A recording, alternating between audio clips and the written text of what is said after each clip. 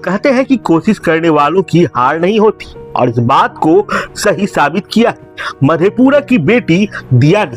दिया ने देश की दो सबसे कठिन परीक्षाओं नीट 2025 और जेईई 2025 को अपने पहले ही प्रयास में क्रैक कर न सिर्फ अपने पूरे परिवार बल्कि पूरे जिले का नाम रोशन कर दिया है।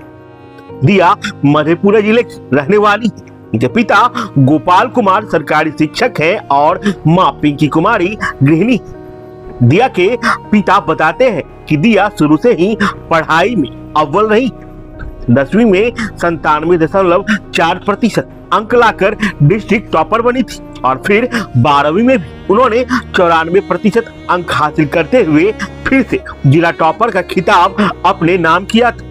इसके बाद नीट और जेईई में भी परचम लहराते हुए दिया ने जेईई मेन में 9093 रैंक हासिल की है। नीट 2025 में उनका ऑल इंडिया रैंक 11,153 रहा। अच्छा महसूस हो रहा है, बहुत अच्छा सुखद अनुभव हो रहा है। क्या सब कठिनाइयाँ हुई और कैसे बच्चों को आपने? कठिनाइयाँ तो यही हुई कि मम्मी जो है दोनों बच्चों के साथ ही रही कुछ दिन, तो थोड़ी परेशानी तो हमें भी हुई है, लेकिन उस परेशानी में रिजल्ट आना जो है एक सुखद अनुभव है। तो सारी परेशानी अब लगती है ख़त्म हो रही है। बचपन से ही जैसे ये इंटेलिजेंट है, क्लास 3 में, 5 में, फिर 8 में, 9th में जो इसके स्कूल में जो प्रोग्राम होते थे ना, उसमें ये ऑलवेज जो है सो टॉप करती थी। ओवरऑल थोड़ा स्पोर्ट्स में कमज़ोर रहती थी, लेकिन बाकी ओवरऑल जो है सब में ये पार्टिसिपेट करती थी और 3-4 बार जो है वो स्कूल से अवार्ड भी ले चुकी है। हमने तो इस पे ही छोड़ दिया है कि तुम्हारी जैसी इंटरेस्ट हो उस फील्ड में तुम जाओ। जिस समय 12th में 11th में ये ले रही थी मैथ्स, हमने पूछा भी कि क्या बात है, तो नहीं मुझे मैथ पढ़ना है। तो ठीक है ले लो, अच्छे से पहले सोच समझ लो। तो नहीं मैंने समझ लिया है, मुझे मैथ ही पढ़ना है। ठीक है पढ़ लो। और अभी भी है इस पे ही छोड़े हुए हैं। ये अपने दोस्तों से, कुछ टीचर से थोड़ा एडवाइस ले रही है कि कौन सा सेक्टर जो है मेरे लिए बेहतर होगा। तो मुझे लगता है 1 या 2 दिन के बाद डिसीजन हो जाएगी, सो मेडिकल में जाना है या इंजीनियरिंग में। लड़के और लड़कियां में कोई अंतर नहीं है, मेरी 2 बेटी ही है। मैंने दोनों पे अपना फोकस किया और आज के डेट में दोनों अपने अपने जगह पे खुश है और दोनों सक्सेस है। बड़ी बेटी भी मेडिकल कॉलेज में पढ़ रही है, अब छोटी की बारी है, अब ये इंजीनियरिंग में जाए या मेडिकल में जाए, जिसमें जाना चाहे इसके लिए ऑप्शन खुला हुआ है। दिया की मां पिंकी कुमारी ने बताया कि दिया की बड़ी बहन जिंदगी नैनीताल से एमबीबीएस कर रही है। 10वीं में दिया के मैथ में 100 मार्क्स और साइंस में 99 मार्क्स आए थे। वो खुद दिया के साथ कोटा में रहती थी। वह सुबह 7 बजे से दोपहर 1:30 बजे तक क्लास करती थी। इसके बाद कुछ घंटों का आराम लेकर फिर पढ़ाई में लग जाती थी। इस बीच उसे टाइफाइड भी हो गया, लेकिन फिर भी उसने हिम्मत नहीं हारी। बहुत अच्छा लग रहा है, मेरी बेटी अच्छी रिजल्ट लाई है। किन-किन कठिनाइयों का सामना करना पड़ा बच्ची के लिए? तो सबसे पहले तो मैंने घर को ये किए, त्याग किए, इसके पापा को किए, दोनों बच्चे के लिए खड़ी रही मैं। अब पहला लक्ष्य है दोनों बच्चा, उसके बाद कोई चीज़। अब बहुत अच्छा लगता है। हाँ बहुत ज़्यादा टाइफाइड से ग्रस्त। तो वो समय तो मैं अकेले थी, तो अकेले डील करना पड़ा। फिर तब बाद में उसके पापा गए तो वो किया।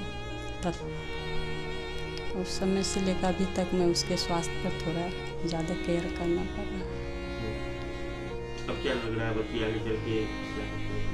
आगे चल के अब वो न तो दोनों लाई है, तो अब डिसाइड उसको करना है किधर जाना है। गार्जियन को ना, अगर बच्चा करना चाहते हैं उसको, तो आपका सपोर्ट सबसे बेटर रहेगा। आप उनको सपोर्ट कीजिए, प्रोत्साहित कीजिए, आगे बढ़ाइए। दिया बताती है कि इस दौरान गार्जियन का काफी सपोर्ट रहा। दिया अपने भविष्य को लेकर सोच विचार कर रही है। इंजीनियरिंग की तरफ कदम बढ़ाया जाए या बड़ी बहन की तरह मेडिकल क्षेत्र में करियर बनाया जाए, इस पर परिवार और शिक्षकों से राय मशवरा जारी है। उन्होंने तैयारी कर रहे स्टूडेंट्स को टिप्स देते हुए बताया कि मेंटली रूप से एग्जाम हॉल में हर परिस्थिति को झेलने के लिए मजबूत रहे, पैनिक नहीं होना है और टाइम मैनेजमेंट का हमेशा ध्यान रखना है। तैयारी के दौरान बेसिक पूरी तरह से क्लियर रखे। NCERT किताब पढ़ना बेहद जरूरी है। टीचर जो भी गाइडलाइन करे उसे पूरा पालन करना बहुत जरूरी है। एक साथ दोनों रिज़ल्ट पास करना अच्छा लग रहा है और पहले तो नहीं लगा था कि हो जाएगा, लेकिन जब तैयारी करने लगी और जब रिज़ल्ट आया तो बहुत अच्छा लग रहा है। तैयारी मैंने सबसे पहले तो NCERT अच्छे से पढ़ी, हर सब्जेक्ट की फार्मूलाज रिवाइज़ किया, फिज़िक्स केमिस्ट्री मैथ्स में तो फार्मूलाज अच्छे से रिवाइज़ किया। केमिस्ट्री के लिए ऑर्गेनिक और इनऑर्गेनिक के लिए मैंने NCERT पर ज़्यादा फोकस किया। बायो के लिए भी NCERT पर लाइन टू लाइन ज़्यादा फोकस किया और उन्हें बार बार रिवाइज़ करते रही और क्वेश्चन प्रैक्टिस की। पढ़ाई का तरीका मेरा मतलब शेड्यूल फिक्स नहीं रहता था। एग्ज़ाम के टाइम पर उस हिसाब से तैयारी करती थी। एग्ज़ाम स्पेसिफिक जैसे बोर्ड्स की तैयारी आ रही है तो सब्जेक्टिव क्वेश्चन लिखने की तैयारी ज़्यादा प्रैक्टिस बढ़ा देती थी। जब JEE और नीट के एग्ज़ाम आ रहे थे तो मैं ऑब्जेक्टिव क्वेश्चन ज़्यादा बढ़ा देती थी और पूरे ईयर मैं पूरे सिलेबस को अच्छे से कवर करती थी और एग्ज़ाम स्पेसिफिक क्वेश्चन प्रैक्टिस करती थी। हाँ, तबीयत भी ख़राब हुई थी तो दिक्कत हुआ था, कुछ बैकलॉग रह गए थे, लेकिन फिर उसके बाद जब ठीक हुई तो उसको कवर अप किया था। मम्मी पापा तो हमेशा सपोर्ट करते हैं। मम्मी हमेशा मतलब लगे रहती है, पापा तो जॉब करते हैं और फिर जब भी आते हैं तो बात करते हैं क्या पढ़ाई हो रही है, कैसे हो रही है। मम्मी हमेशा होमवर्क किया, क्लास वर्क किया, आज क्या था, कैसा रहा, दिन भर में क्या मैंने कैसा फ़ील किया अपने पढ़ाई को लेकर, वो मैं हमेशा अपने पेरेंट्स और अपनी दीदी से शेयर करती हूँ। अभी तो काउंसलिंग चल रही है तो मैं अभी दोनों की काउंसलिंग में हूँ।